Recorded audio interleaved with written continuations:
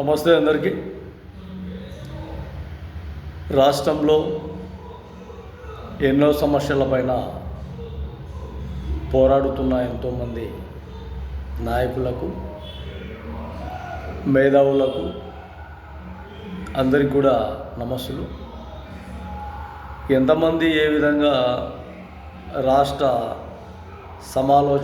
ఆలోచన విధానాల్లో తమ శాయశక్తుల పోరాటం చేస్తున్న నేటి కాల పరిస్థితుల ప్రభావం, ప్రలోభిత నిర్ణయాలు, ఎక్కడ కూడా ఎవరు చెప్పినట్టు వినే పొజిషన్లో లేరు. ఎవరికి వారు మేమే లీడర్లము, మేమే నాయకులము, మేమే అధికారం, మేము చెప్పినట్టే వినాలి అన్న ధోరణి ఎక్కువైపోయింది చాలా ఏరియాలలో.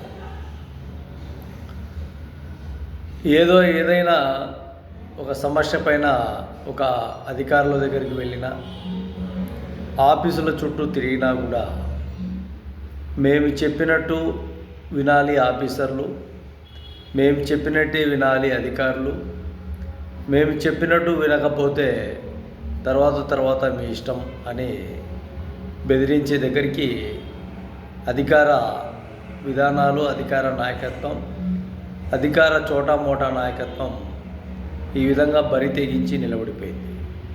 మరి దీని మీద అధికారంలో ఉండే కూటమి నాయకత్వం మరి ఏ విధంగా వీటిపైన చర్యలు తీసుకుంటుందో ఒకసారి బాగా ఆలోచన చేయాలని.